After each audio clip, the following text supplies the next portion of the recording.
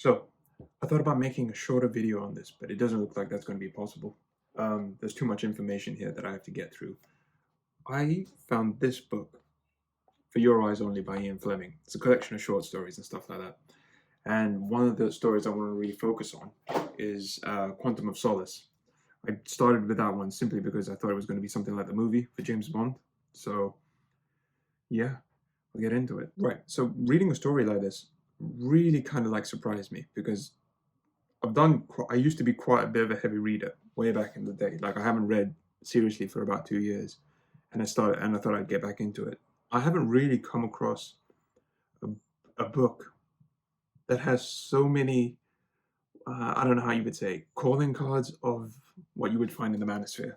Because I don't know, it's just not, it doesn't exist currently, or at least I haven't come across it in the more contemporary works. Yeah, so I thought I might share it with you.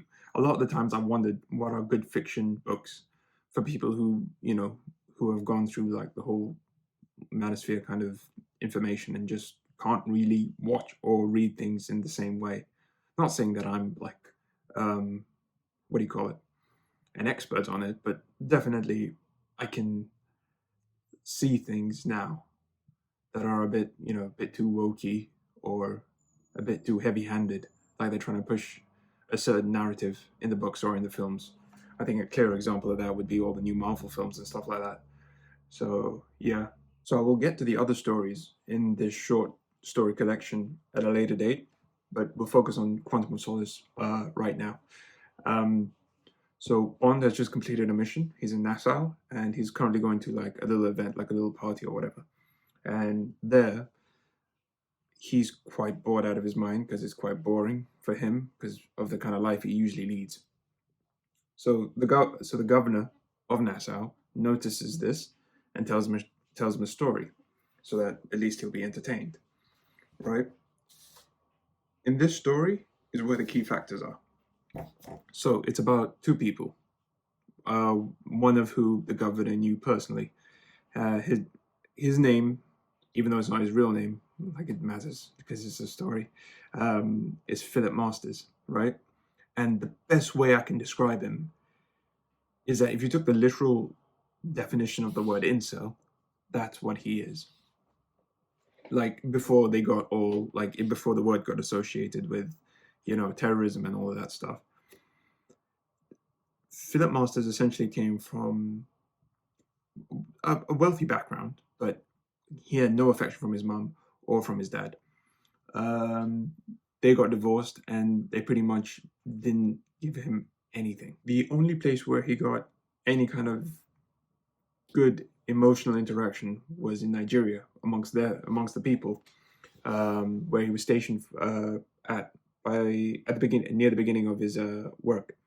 He was also working in the government, the British government, I should say, and yeah, the people just treated him nicely. It was not something very intimate or anything like that. It was just they were treating him like how a human ought to be treated, and that was due to the fact that he was a lot more liberal in the way that he handled them, in the sense of he was not as racist or as prejudiced as the commanders that came before him, and kind of handled the situation amongst the Nigerians, which was good. One of the key factors to know also here, which is a main point, is that he worked hard.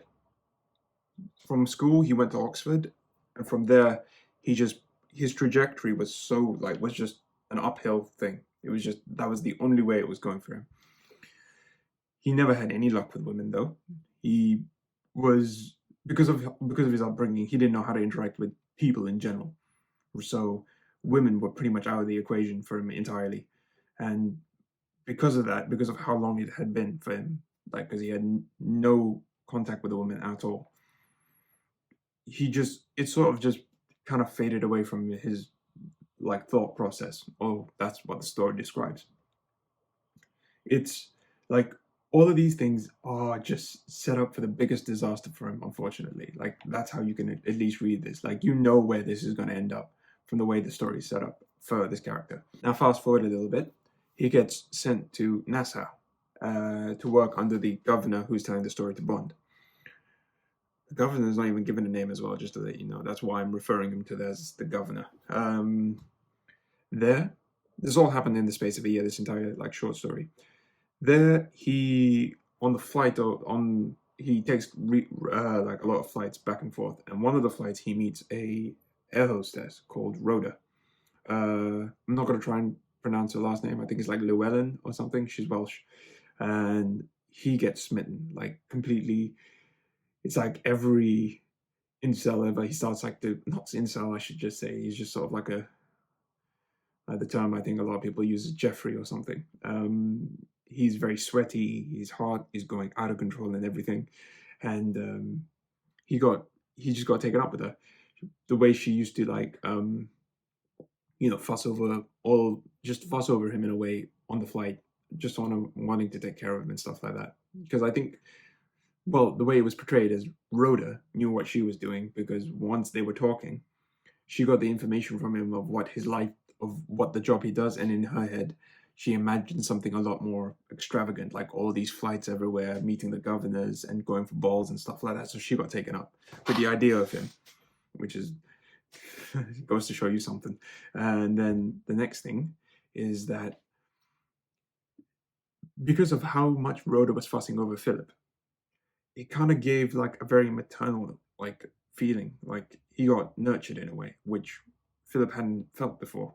And this is where he kind of got blinded essentially, because at that point he's sort of pedestalizing Rhoda, and once he plucks up the courage near towards the end of the flight, he asks her, okay, pushing past some unnecessary details, they get married eventually, right?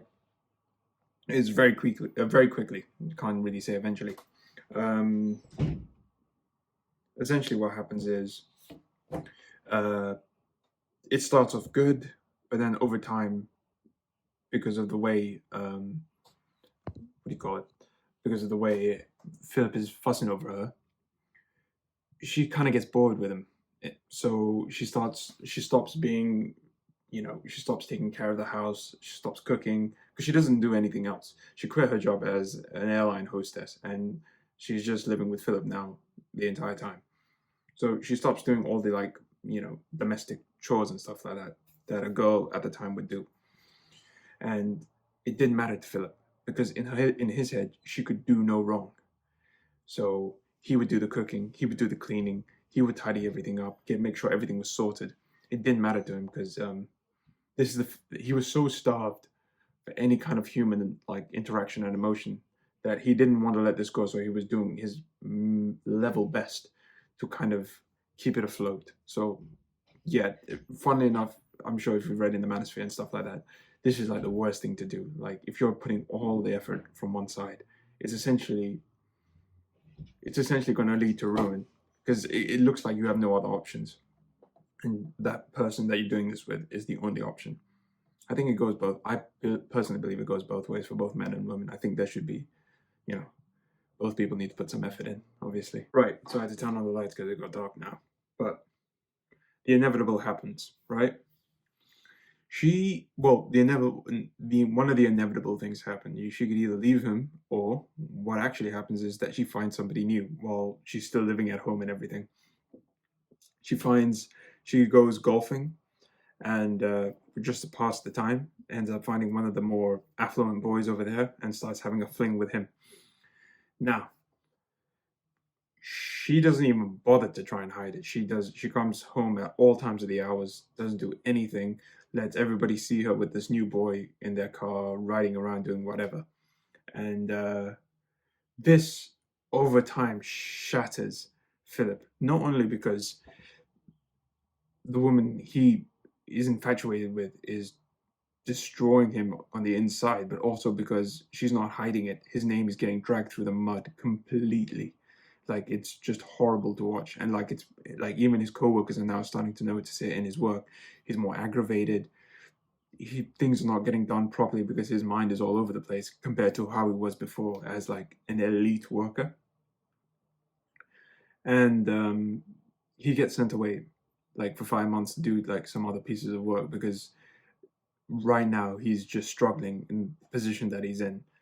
So For 5 months, he gets sent away. In that meantime, Rhoda just sort of like because of Rhoda ends up getting breaking up with this new guy simply because the new guy's parents and stuff like because he comes from an affluent family. The family is sort of providing the lifestyle for the boy.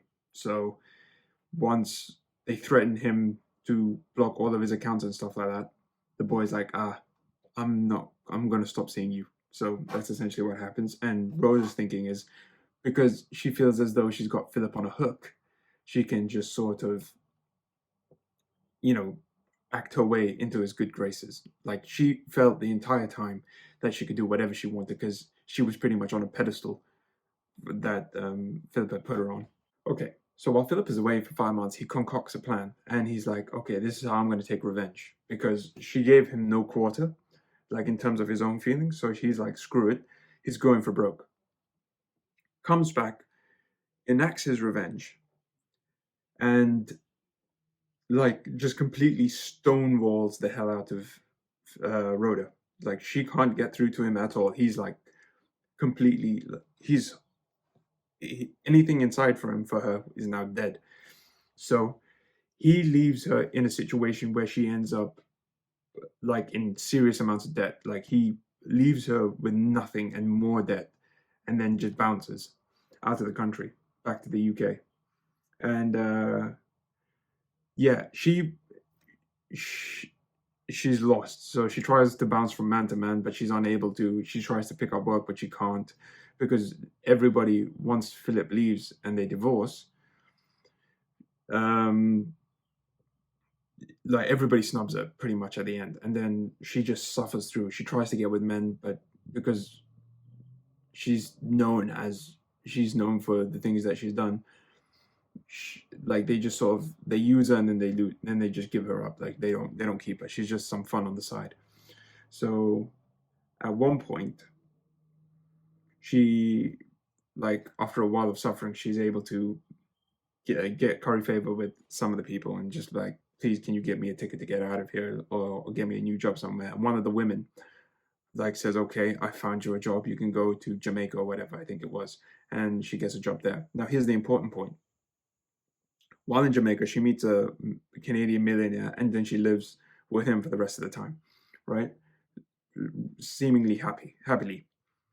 Keep that in mind because that piece of information is important.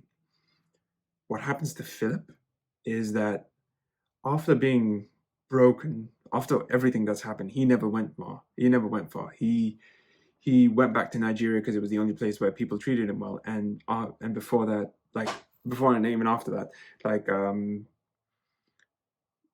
his trajectory never like continued. Like he just got like he just coasted.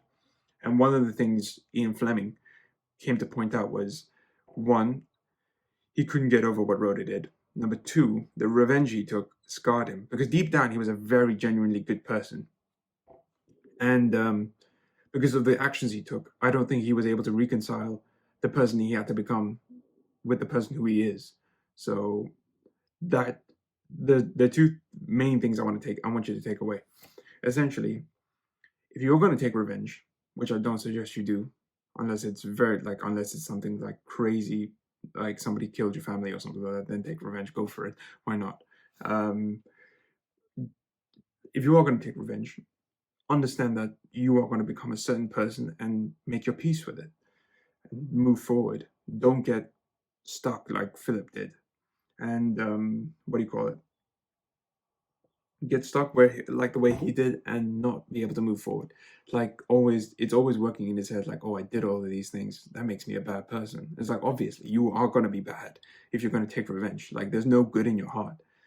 And the second thing is obviously the control that Rhoda had over him. Like he never married, he never remarried, and he never had children. He just lived alone.